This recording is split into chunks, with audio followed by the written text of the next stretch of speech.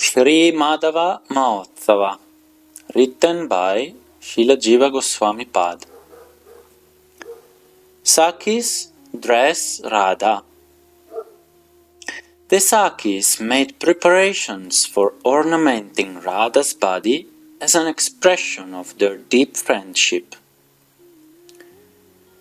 Trembling and stunned from ecstasy, the Sakis brought in other Sakis who had choked voices, changed color, and goosebumps for dressing Radha.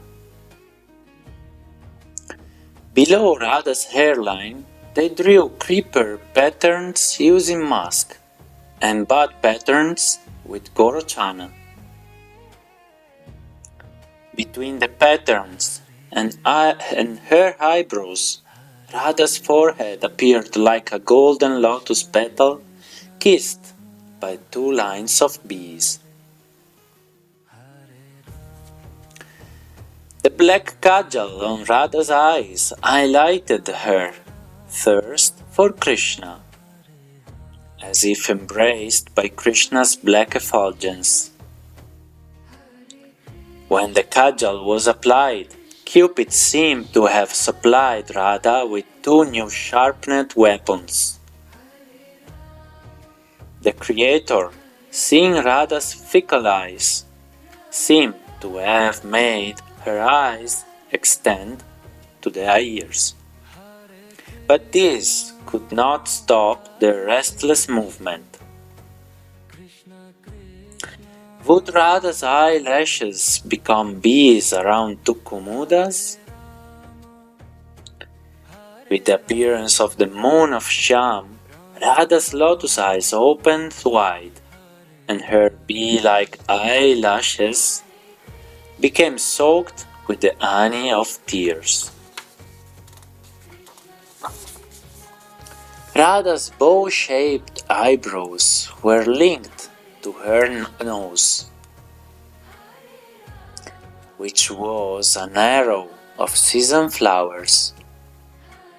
Seeing the pearl at the tip of Radha's nose, Krishna's determination, though unshakable, was instantly shattered. Radha's ears, like creepers, kissed by the edges of her rolling bee-like eyes, blossomed with earrings. The pollen of the lodra flower was useless for Radha's pink cheeks, which were like 2 moons in the evening sky reflecting her golden earrings. Were the patterns on Radha's cheeks the spots of the moon? Radha's 2 rows of teeth were the moon, bringing the 2 red lotuses of her lips into bloom. Though Radha's lips were naturally red, when she smiled, they turned pink, putting the tambula color to shame. The black spot of kasturi on Radha's chin resembled a bee tasting a ripe mango. As the moons of Radha's forehead, teeth and cheeks serve her face, so does the spot on her chin. Radha's neck was as exquisite as the Panchajaya conch shell touched by Krishna's hand, and the 3 lines there indicated Radha, Krishna, and their love. On Radha's neck was a choker engraved with Krishna's name, radiating her internal chanting of his name constantly. Radha's shoulders were slightly lowered, as if holding the weight of Krishna's sapphire arms, or carrying the weight of a garland.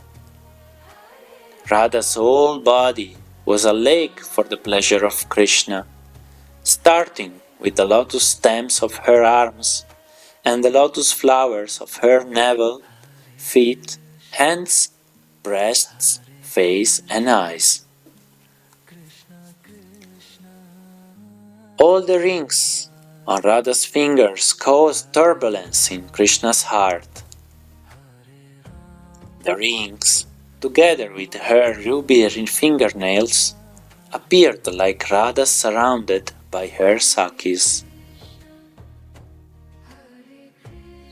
Radha's arms, like desire creepers holding the flower cluster of her breasts, attached themselves to Krishna's shoulders.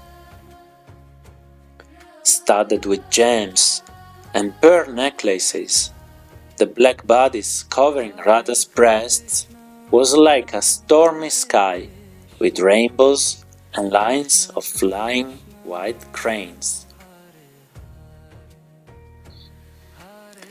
Radha's breasts, decorated with Gunja necklaces, were called Manohar because they attracted the mind of Hari. Not only do Radha's breasts steal Krishna's heart, but they also steal the reflections of Krishna in his chief jewels.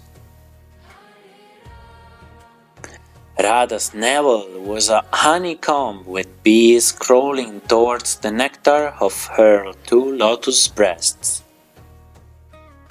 The folds of skin on Radha's belly were the fulfillment of all desires, causing Krishna to eternally act as the doorkeeper, as Vamana did for Bali.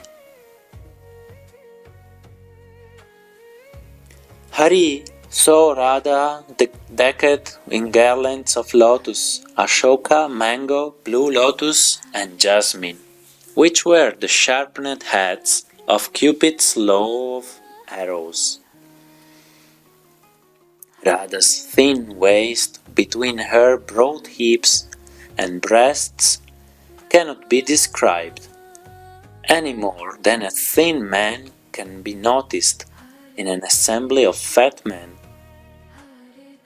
Surrounding the cloth covering Radha's waist was a belt of bells, which produced a sweet indistinct sound that attracted the mind of Hari.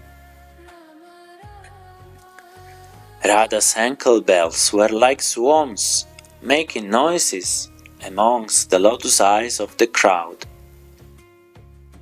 or like the chirping of the wagtail bird, which excited Krishna's desire. Radha's gemstone toe rings were like stars surrounding the moon of her toenails. The Creator made Radha's feet all attractive with the signs of conch, crescent moon, and ankusha.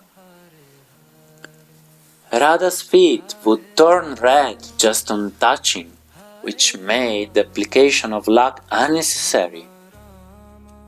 In the kingdom of Radha's effulgent beauty, all her gold ornaments were like Indragopa insects next to golden Sumeru.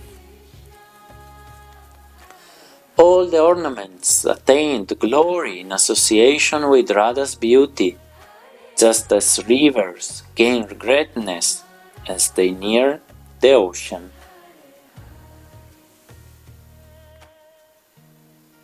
Exchanging garlands. When the screen of gopis dispersed, Saraswati desired to present Radha with a blue lotus garland from Savitri, her mother. Parvati took the garland from her hand and, laughing, placed it on Krishna's neck, as if by mistake.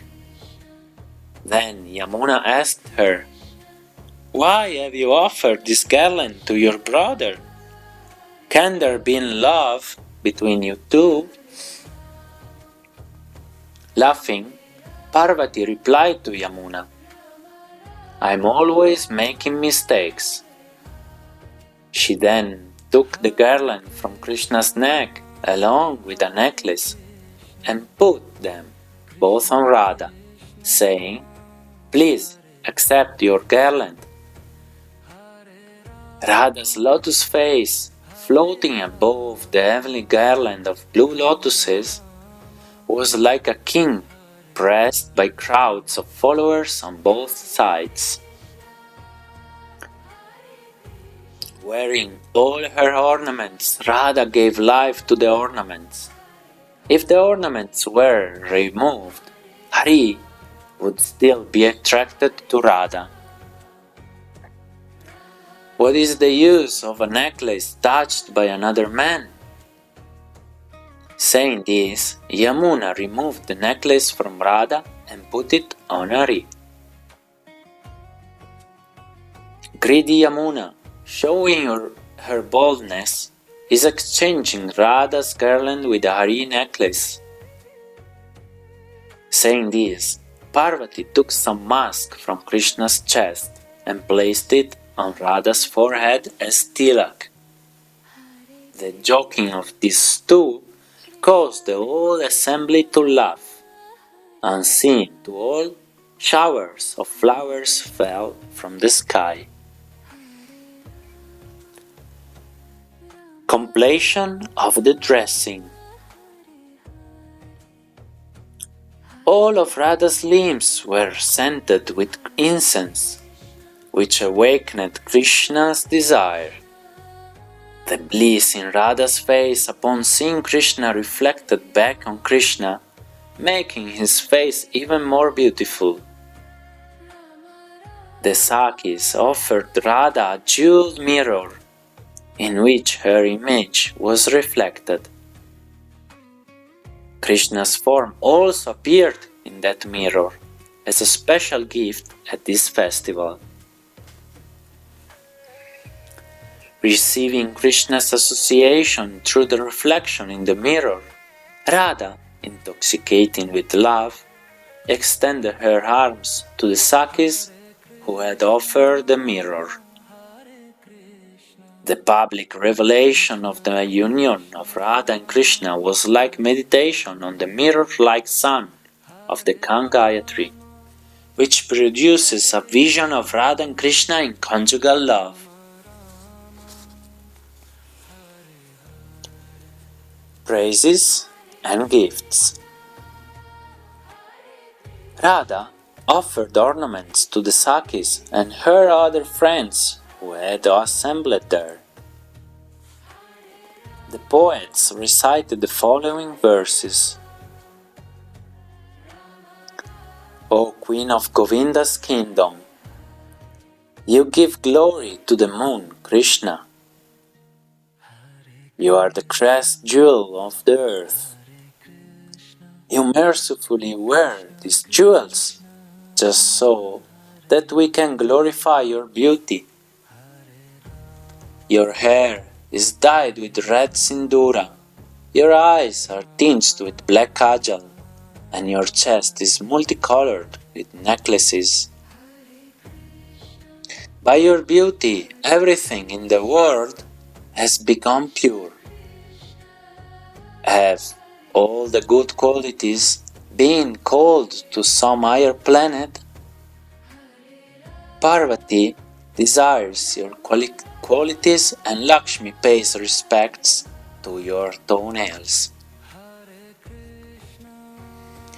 Did the crown, your earrings, the pearl on your nose, the various necklaces on your breasts, the belt around your waist, and the bracelets bound to not desired tree, with hands and lips like tender shoots?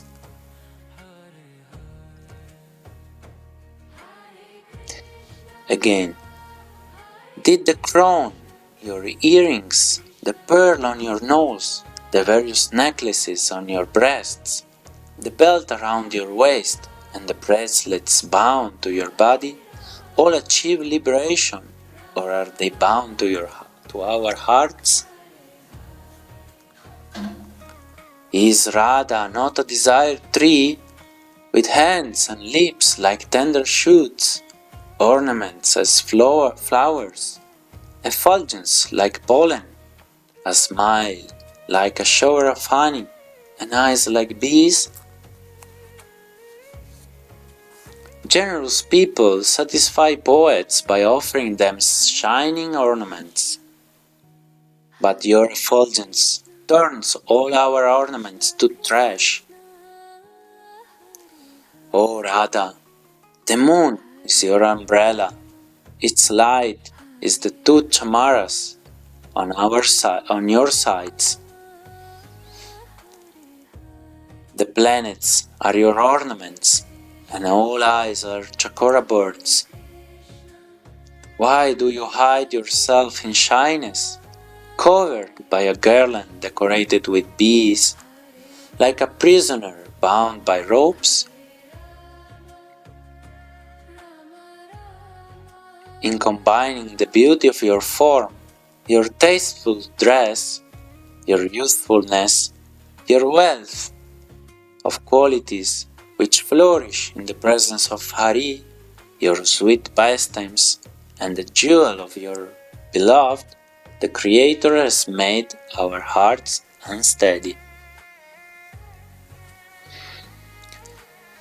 Queen Radha pleased the poets by giving them hundreds of ornaments, as the assembled persons exhibited ecstatic symptoms. Krishna himself gave everything up to his Kaustuba jewel, but the poets did not accept, desiring the treasure of Prema. Chapter Summary. Being bathed by water and ras, and attaining lordship over Vraj, Radha gave bliss to the cloud called Hari, satisfied the chakora eyes of her friends, and produced rivers of tears in all the assembled people. May Radha, whose beauty increased from the Abhishek and attainment of lordship of Vrindavan, who sits in an attractive grove in the forest, who became dazzling by the heaps of jewels, the beauty of the moon of Hari's face, and the consequent expression of ecstasy, bestow protection on all. I eternally serve beautiful Krishna and Srila Rupa Goswami, Krishna's eternal servant, who prevent jivas from attaining impersonal liberation by the ropes of their infinite qualities, who bind them up in the net of gentle love, and who deliver souls like me wandering on the wrong path. Next will be chapter 9, and we are soon at the end.